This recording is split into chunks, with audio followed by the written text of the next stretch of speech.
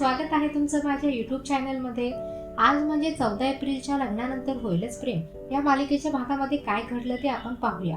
तुम्ही जर या चॅनलवर नवीन असाल तर चॅनलला नक्की सबस्क्राईब करा, जेणेकरून तुम्हाला मालिकेचे रोजचे अपडेट्स पाहायला मिळतील। काव्य आणि पार्थ डायनिंग टेबलवर बसलेले असतात। पार्थ काव्याला घास भरवतो। हे पाहून रम्याला जलस फील होते। ती म्हणते, खूप हसू येत आहे ना तुला काव्य, पण आता थोडाच वेळ, मग तुझं हसू पुसून टाकेल मी। नंदिनी आणि जीवा आनंद निवास मध्ये आलेले असतात। नैनाला सगळे शांत हो म्हणत असतात।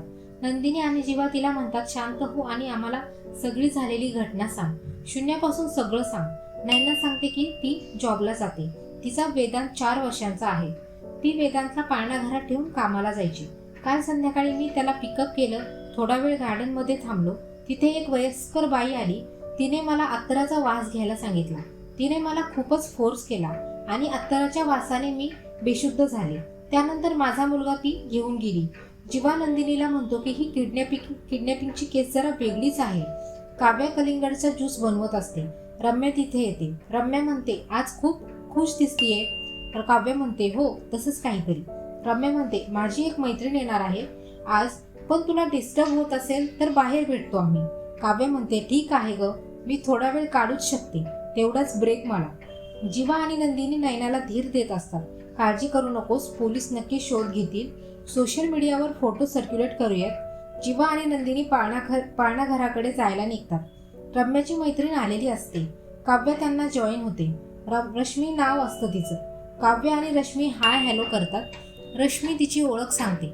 रश्मीला IAS व्हायचं असतं। काव्य तिला विचारते, का नाही परस्यू केलं? रश्मी म्हणते, I for Ishaan and S for Samar. Kavya म्हणते, समजलं नाही। रश्मी म्हणते, माझी 2 मुलं। रश्मी म्हणते, आई कॅटेगरीमध्ये IAS हा ऑप्शन नसतो। कधी स्वप्नांचा हात सुटला कळलंच नाही। जीवा आणि नंदिनी वेदांचा फोटो दाखवून शोध घेत असतात। त्यांना काही हाती लागत नाही। तेवढ्यात नंदिनीला कॅमेरा दिसतो। जीवा म्हणतो, आपण फुटेज चेक करूया। काव्याला कन्फ्यूज करण्यासाठी रम्याने चांगला प्लॅन केलेला असतो। रश्मी काव्याला म्हणते, मुलांचे लग्न होईपर्यंत त्यांना आईच लागते। आई हे दे, आई ते दे। रश्मी म्हणते, करिअरसाठी जिद्द लागते, झोकून देऊन करिअर करावं लागतं। काव्य तिला म्हणते, तुमचे सासू सासरे नवरा सोबत होते ना? रश्मी म्हणते, सगळे म्हटले, तुझ्याशिवाय नाही ना राहतो।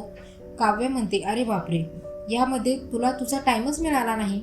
रम्या रश्मीला म्हणते, चल काव्याला अभ्यास करायचा असेल, माझ्या रूममध्ये बसून बोलूयात। रश्मी काव्याला म्हणते, तुला करिअर करायचं असेल ना, स्वतःला झोकून देऊन करिअर करावं लागेल।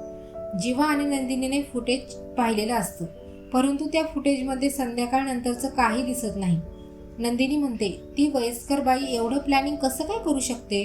ती वयस्कर असल्याचं सोंग घेतलं असणार। एक बाई केसांमधून वीक काढताना दिसत आहे। जीवा आणि नंदिनी म्हणतात, आपण मिळून ही केस सोडवूया। आणि हा एपिसोड इथेच संपतो।